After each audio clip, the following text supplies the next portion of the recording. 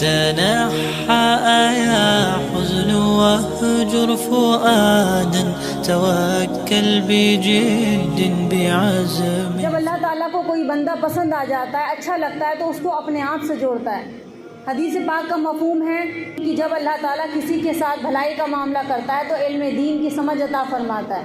پیسہ ملنے والوں کو نہیں کہا کہ اللہ بھلائی کا ارادہ کرتا ہے، جاب ملنے والوں کو نہیں کہا کہ بھلائی کا ارادہ کرتا ہے. اللہ کی نظر میں بہتر کیا اللہ جانتا ہے، ہم نہیں جانتے. تو چونکہ اہل علم کو بہت اللہ نے علم دیا ہوتا ہے، اللہ والے جو ہوتے ہیں وہ اس چیز کی قدر جانتے ہیں کہ اللہ کیا پسند کرتا ہے، کیا ناپسند کرتا ہے. عوام الناس نہیں جانتے، اس کے لیے اسے سیکھنا پڑے گا. آج کے لوگوں کی بڑی عجیب عادت ہے، نہ تو سیکھنا چاہتے نہ ہی اپنی اولادوں کو لانا چاہتے ہیں، اور اگر سیکھنا بھی چاہتے ہیں تو متکبرانہ انداز. ارے اگر تمہیں کوئی ڈاکٹر منع کر دے کہ فلاں دوائی کھاؤ گے تو تم بیمار پڑے جاؤ گے، یہ دوائی ری ایکشن کر جائے گی، یہ کھانا تمہارے لیے مضر ہوگا، نقصان دہ ہوگا، تو تم اس دن سے وہ کھانا بند کر دو گے. اگر کوئی عالم دین تمہیں کسی چیز سے منع کر دے تو تم اس سے بغاوت کرو گے.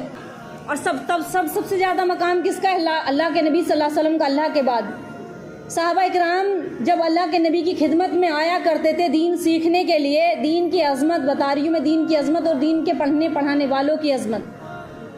بہت واقعات ہیں، بہت زیادہ پڑھے سنے تو ہمیں پتہ چلے. اللہ کے نبی کے خود سگے چچا حضرت ابن عباس رضی اللہ تعالیٰ عنہ جب اللہ کے نبی کے پاس دین سیکھنے کے لیے آیا کرتے تھے تو دروازہ نہیں کھٹکھٹاتے تھے، باہر بیٹھ جایا کرتے تھے دروازے کے باہر، اور یہ انتظار کرتے تھے کہ جب اللہ کے حبیب نکلیں گے تب ہمیں پڑھائیں گے، ہمیں بتائیں گے. کوئی مسئلہ اگر پوچھنا ہوتا تو ادب کی وجہ سے دروازہ نہیں کھولتے تھے. صبح سے دوپہر ہو جائے یا شام ہو جائے وہیں بیٹھے رہتے تھے دروازے پر، اور اگر کھٹکھٹانے کی نوبت آئے تو انگوٹھ سے ہلکا سا اشارہ دیتے تھے کہیں آواز کی اتنی تیز آواز نہ ہو جائے جس سے اللہ کے نبی کو پریشانی ہو. صحاباؤں اللہ کے نبی سے دین کہاں پہنچا؟ صحاباؤں میں، صحاباؤں سے کہاں پہنچا؟ تابعین میں، تابعین سے کہاں پہنچا؟ علماؤں کے سینے میں. آج عوام الناس علماؤں سے بغاوت کرتی ہے، ان کو گالی گلوچ کرتی ہے، ان کو برا بھلا کہتی ہے. ارے تم اپنے حق میں جہنم کیوں کما رہے ہو؟ تمہیں جب صحیح غلط کی تمیز آئے گی جبھی تو تم صحیح بات کرو گے. ایک چپل ٹھیک کرنے والے موچی کے پاس تم 1 گھنٹہ کھڑے ہو جاؤ گے، لیکن عالم دین کے پاس تمہیں 5 منٹ بیٹھتے ہوئے تمہیں تکلیف ہوگی. کیوں؟ ان کے سامنے جھکنا پڑے گا. اب وہ امیر ہو یا غریب ہو، بلکہ دین اللہ نے اپنا دین اللہ نے غریبوں میں رکھا ہے. اکثریت تمہیں غریب دکھائی دیں گے مدرسوں میں، مسجدوں میں. بنایا ایک تو ہم نے صحیح غلط کو غلط کہا، صحیح کو صحیح کہا. اس عالم دین کو کس کی زبان کو کینچی سے کاٹ دیا جائے گا جو اللہ کے حکام کو چھپائے، جو اللہ کے حکام کو نہ بتائے. تو بتاؤ دنیا کا عذاب اچھا ہے یا آخرت کا عذاب؟ دنیا میں لوگ گالی گلوچ کریں گے، منہ موڑیں گے تو ٹھیک ہے اپنے گھر ہو جاؤ، ہمیں کسی کی نہیں سننی. کیا فرمایا کہ جو عالم دین حق بات چھپائے لوگوں کے ڈر کی وجہ سے کہ لوگ کیا کہیں گے، تو کل قیامت میں اس کی زبان آنکھ کی کینچیوں سے کاٹ دی جائے گی. کتنا سخت ترین عذاب ہے اس عالم دین پر. ہم کیوں اپنے عذاب کے مستحق بنے؟ اور یہ بھی آتا ہے روایتوں میں کہ تم حق بات کو سچ کہو اور کسی ملامت کرنے والے کی ملامت سے مت گھبراؤ، اور سچ بات کہو اگرچہ وہ تلخ ہو، کڑوی ہو. اور حق ہمیشہ، سچ ہمیشہ کڑوا ہوتا ہے، سننے میں کڑوا ہوتا ہے، لیکن اس کے آنے والا وقت اچھا ہوتا ہے. جو جتنی دوائی کڑوی ہوتی ہے اس میں شفا بھی اتنی زیادہ ہوتی ہے. میٹھی چیزیں تو نقصان دے رہی ہیں، میٹھی چیزیں یعنی کہ شوگر کی بیماری بنا رہی ہے. کڑوی نیم کی پتیاں، نیم کی چیزیں، جتنی کڑوی چیزیں کتنی دوائیوں میں استعمال ہوتی ہیں. کیوں؟ کڑوی بے شک ہے لیکن اس کے اندر شفا ہے، اللہ نے شفا بھی رکھ دی. تو زبان اگر ہم حق بول رہے ہیں، سچ بول رہے ہیں، تو برا ماننے والی کون سی بات ہے؟ تم لوگ ساتھ دینے سے تو کیا گئے؟ اگر کہیں بھی اسلام کو نقصان پہنچے گا تو مسلمانوں میں لگیں گے. سب سے زیادہ نقصان آج مسلمان گھروں سے مسلمانوں کو پہنچ رہا ہے. دین کا نقصان کس سے ہو رہا ہے؟ مسلمانوں سے ہو رہا ہے، کافروں سے نہیں ہو رہا، غیروں سے نہیں ہو رہا. یہ ہم خود دین کا نقصان کر رہے ہیں. کیوں؟ جب چاروں طرف اسکول کالج ذہن میں رہیں گے، دین نہیں رہے گا تو اللہ ایسے ہی فیصلے فرمائے گا. آج ہائی اسکول کیوں کرایا جا رہا ہے؟ کہ آڑے وقت میں ہماری بچی کا کام آئے گا. انٹر 12th اور BA کیوں کرائی جا رہی ہے؟ کہ آڑے وقت میں شادیاں رشتے ایسے مانگ رہے کام آئے گا. تو وہ آڑا وقت تو تم نے پہلے ہی اپنے نظر کر لیا نا. اب وہ جب آڑا وقت آئے گا یعنی کہ کام آئے گا، تو اب دیکھو کہ 1 سال 2 سال بعد آڑا وقت آ گیا سمجھ لو. بچیوں کے پاس ان کو طلاقیں ہو رہی ہیں، وہ چھٹائی ہو رہی ہیں، ان کے پاس کام نہیں ہے، رزق نہیں ہے. جب نیتیں تم نے اتنی بیکار کر لی، گھٹیا نیتیں کر لی، تو بتاؤ اللہ کے فیصلے کہاں سے اتریں گے؟ دین کون سے ماں باپ سکھا رہے اپنی بچیوں کو؟ جوان ہو گئی بچیاں جاتے جاتے انہیں وضو کا طریقہ نہیں معلوم، पूरे दिन नमाज के लिए उन्हें अगर उठाओ तो आंखों में आंखें डालकर माँ बाप के सामने लड़की बात करती है, बाप के सामने बेटा खड़ा हो जाता है। ये कौन सा दीन है ये बताओ? ये जिहालत है ये कि तुम अपने बच्चों को दीन से दूर कर रहे हो। तुमने सारी ज़िंदगी इनको स्कूल कॉलेजों में रखकर दीन से दूर हो गए। तो मैं उस्ताद के बारे में बता रही थी कि उस्ताद वो मकाम होता है जो बच्चों को निखारता है कि ज़िंदगी बड़ी तल्ख होती है, बहुत कड़वी होती है। हर मकाम पर अगर हमें फ़ैसला मालूम होगा तो हमारी बच्चियाँ सही चलेंगी, बेटे सही चलेंगे। इनके अंदर कुरान का इल्म है, इनके अंदर कुरान के अहकाम इनके अंदर है। और नबी अलैहिस्सलाम ने क्या इरशाद फरमाया कि जिसके सीने में कुरान का कुछ भी हिस्सा मौजूद नहीं वो वीराने घर की तरह है। हमारे दिल वीरान पड़ गए हैं, जैसे खंडरात होते हैं। जानवर परिंदे भी वहाँ जाना पसंद नहीं करते। जानवर परिंदे कहाँ बैठेंगे? भरे हुए घर में, आबादी वाली जगह में, खंडरात में कोई तुम्हें कुछ नहीं मिलेगा सिवाय उल्लू के रात को बोलने के। खंडरों में उल्लू बैठा करते हैं। जानवर परिंदे कहाँ दिखाई देंगे? जहाँ बस्ती होंगी, जहाँ इंसान आबाद रहेंगे। तो खंडरों में तो कोई नहीं रहना चाहता। तो जब हमारे सीनों में कुरान का इल्म नहीं होगा, हदीसों का इल्म नहीं होगा, तो हम लोग क्या बन जाएंगे? फिर धीरे धीरे गिरते गिरते अपने मुकद्दर को रोएंगे। रो रहे मुसलमान मुकद्दरों को। शायद कि मेरी बात कुछ के समझ में आ जाए और आ रही होगी। पहले ज़माने में इल्म हासिल होता था। बादशाहों के बच्चे जब इल्म दीन सीखा करते थे, बादशाहों के बच्चे, बेटे बेटियाँ, और इतना कुरान का और हदीस का इल्म सीखते थे। दुनिया की का इल्म तो कहीं जिक्र ही नहीं आया, कुरान और हदीस का इल्म सीखा करते थे। हारून रशीद बादशाह कितना बड़ा बादशाह था, खलीफा था, वो बादशाह था लेकिन इबादत गुजार था। अमीन और मामून दोनों एक उस्ताद के पास पढ़ते थे, इमाम यूसुफ रहमतुल्लाह अलैह के पास में, और भी दूसरे भी उस्ताद थे।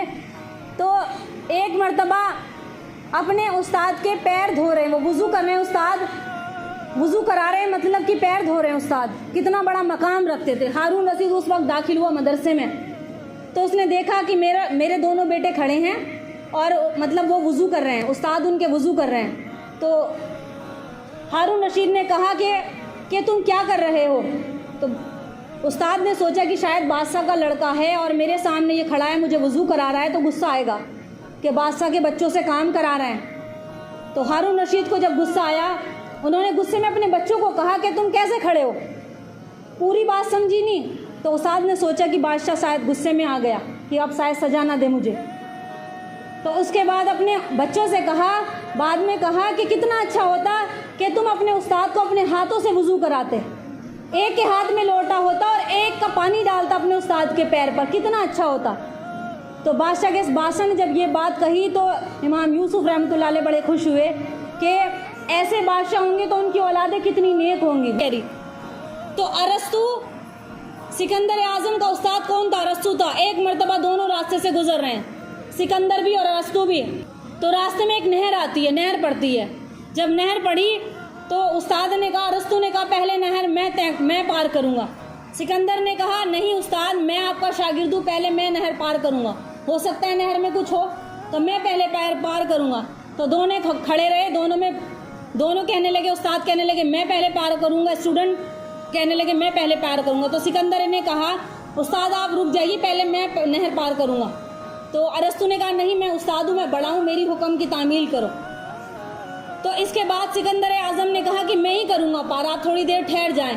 तो सिकंदर आज़म ने नहर पार कर ली और सिकंदर आज़म जब दूसरी जानिब खड़े हुए, कितना बड़ा आधी दुनिया पर उसने बादशाहत की, लेकिन उस्ताद के मकाम को इसने कितना ऊंचा रखा। आधी दुनिया पर हुकूमत करने वाले बड़े बड़े बादशाह गुजरे।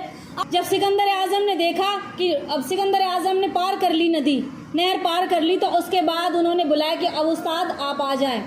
तो उस्ताद ने कहा कि तुमने नहर पहले पार क्यों की? मुझे करने देते ना, मैं तो तुमसे बड़ा था, तुमने मेरा हुक्म ही नहीं माना। अगर पहले सिकंदर आज़म ने कहा कि अगर आप मेरे उस्ताद अगर दुनिया से चले जाते तो मुझ जैसे कहाँ से आते, यानी कि अगर मैं चला जाऊँ तो कुछ फ़र्क नहीं पड़ने वाला, लेकिन आपका मकाम और आपकी अजमत इतनी बड़ी है कि हज़ारों सिकंदर आपके ज़रिए से बन सकते हैं और मेरे ज़रिए से कोई नहीं बनने वाला। लेकिन आप अगर दुनिया में से अगर आपको कुछ हो गया, यानी कि मैं नदीम पार करूँ, अगर उसमें कुछ चीज़ आ जाए, कुछ नुकसान, कोई ज़र वाली चीज़ आ जाए तो नुकसान पहुँचेगा। तो उन्होंने अपने सर पर नुकसान उठाना चाहा, अपने उस्ताद को तकलीफ नहीं देनी चाहिए और कहा कि मुझ जैसे हज़ारों सिकंदर आ सकते हैं, लेकिन अगर आप चले गए तो मुझ जैसे हज़ारों सिकंदर आ सकते हैं, लेकिन मैं चला गया तो मेरे पीछे तो कोई कहानी नहीं ऐसी। तो वो अरस्तु उस्ताद जिन्होंने सिकंदर को आज़म बना दिया, अगर उस्ताद दुआ दे दे تو ان بچوں کی زندگی بن جائے، اور بد دعا دے دے تو بد دعا بھی لگتی ہے۔ استاد اچھا ہو یا برا ہو، اس کی عظمت تمہارے اوپر واجب ہے، اور اس کے والدین کو بھی چاہیے کہ وہ بھی استاد کی، جو ہمارے بچے جو پڑھا رہے ہیں ان کی وہ بھی عظمت ان کے دلوں میں ہونی چاہیے۔ ایک مرتبہ امام ابو حنیفہ رحمۃ اللہ علیہ، پہلے درس ایسے نہیں ہوتے تھے، مدارس ایسے نہیں ہوتے تھے، پیڑ کے نیچے بھی درس لگتے تھے، پیڑ کے نیچے بیٹھے ہوئے تھے، اور کوئی علماء مطلب اگر مسئلہ نکالتے ہیں تو کئی کتابیں ان کی کھلی ہوئی تھی، 20-30 کتابیں کھلی ہوئی، پیپر پرچے رکھے ہوئے ادھر ادھر، امام ابو حنیفہ پڑھا رہے ہیں، مسئلہ دیکھ رہے ہیں، ان کے ساتھ اور بھی شاگرد بیٹھے ہوئے تھے، تو ایک بچہ آتا ہے اور ایک بچے کی بال کھیلتے ہوئے، جیسے بچے کھیلتے ہیں باغ میں، تو بال آ کے گرتی ہے، جس سے جو ہاتھ میں ان کی کتابیں تھیں، جو پیپر تھے، پرچے تھے، وہ سب بکھر جاتے۔ تو اس کے بعد آپ نے کچھ نہیں کہا، امام ابو حنیفہ رحمۃ اللہ علیہ نے کچھ نہیں کہا اس بچے کو، وہ بچے نے بال اٹھائی چلا گیا۔ جو شاگرد تھے جو بیٹھے ہوئے تھے، تو انہوں نے پرچے اٹھائے، اور اس کے بعد امام ابو حنیفہ پھر کچھ لکھنے میں مشغول ہو گئے۔ وہ بچہ پھر دوبارہ سے آیا دوڑ کے، اس نے پھر بال ماری، تو پھر وہ پیپر جو اکٹھے کیے پھر بکھر گئے۔ ایک بار، دوسری بار، تیسری بار، بار بار جو شاگرد بیٹھے ہوئے تھے وہ بار بار اکٹھے کرتے پرچے اور دیتے۔ جب ان سے رہا نہیں گیا تو کہنے لگے، حضرت کیا بات، یہ تو بچہ ہے، تو نہ سمجھے، آپ اس کو ڈانٹ کیوں نہیں رہے؟ آپ اس کو ڈانٹ کیوں نہیں رہے؟ یہ تو بچہ ہے، تو بار بار آئے گا، آپ کو اسے ڈانٹنا چاہیے کہ بار بار آتا ہے، بال آتی ہے، گر جاتی ہے، اور آپ کا سارا جو آپ اکٹھا کر کے لاتے ہیں مسئلے مسائل سب خراب ہو جاتے ہیں، سب پیپر ادھر ادھر ہو جاتے ہیں۔ تو کہنے لگے امام ابو حنیفہ جو اماموں کے اعظم ہیں، جن کو اعظم امام ابو حنیفہ کہا گیا، جو ہمارے مسلک کے سب سے بڑے امام ہیں اور اماموں کے امام ہیں، انہوں نے صحاباؤں سے دین سیکھا، تابعین سے دین سیکھا، بہت بڑا مقام ہے ان کا۔ انہوں نے کیا بات کہی، سنو ذرا، توجہ کرنے والی بات ہے، بچوں کے لیے سننے کے لیے بات ہے، بچوں کے ماں باپ کے لیے سننے کی بات ہے۔ کیا عظمت ہوتی ہے دین کی۔ آج اسکول کالج پڑھتے پڑھتے ہم لوگ، ہمارا دماغ خراب ہو چکا، کتنے تو پاگل ہو چکے اس چکر میں، کیونکہ جس تعلیم کی ابتدا اللہ کے نام سے نہ ہو وہ سوائے گمراہی کے کچھ نہیں ہے۔ گمراہ ہو رہی ہے امت، بہت گمراہ ہو رہی ہے۔ یہ تو شکر کرو کہ عالم دین اللہ نے ہر جگہ پیدا فرمائے تاکہ امت کو نکالے اس خسارے سے۔ تمہاری دنیا ایک بار کو ہے، چاہے تمہیں خراب لگے، لیکن آخرت بچ جائے، جہنم کے عذاب سے بچ جائیں۔ تو کیا فرمایا امام ابو حنیفہ رحمۃ اللہ علیہ نے کہ تمہیں معلوم ہے، شاگردوں سے بچوں نے، استاد نے شاگردوں سے کہا جو بیٹھے ہوئے تھے کہ تمہیں معلوم ہے کہ یہ کون بچہ ہے؟ تمہیں نہیں معلوم کہ تمہیں معلوم ہے کون بچہ ہے؟ تو بچے کہنے لگے استاد ہمیں معلوم نہیں کون ہے۔ کہ فرمایا کہ وہ 100 بار بھی آئے گا، 100 بار میرے پرچے گرائے گا، میں اسے کچھ نہیں کہوں گا، میں اس کا ادب کروں گا۔ کہ تمہیں معلوم ہے کون ہے؟ کہ فرمایا کہ یہ میرے استاد کا پوتا ہے۔ کون ہے یہ؟ میرے استاد کا پوتا، میرے استاد حماد ہے، یہ حماد کا پوتا ہے، کہ جن کی وجہ سے آج امام ابو حنیفہ اس قابل بنا، جن کی وجہ سے آج امام ابو حنیفہ کا یہ نام ہے، یہ میرے استاد کا پوتا ہے۔ تو ایک بچے کے لیے، اور کون تھا وہ بھی استاد کے پوتے، اس کے لیے بار بار بول گر رہی تھی اور کچھ نہیں کہہ رہے تھے۔ کتنے واقعات ہیں ایسے، کتنے واقعات ہیں کہ استاد کے ذریعے سے انسان بنتا ہے، نہیں تو حقیقتاً میں جانور ہے وہ۔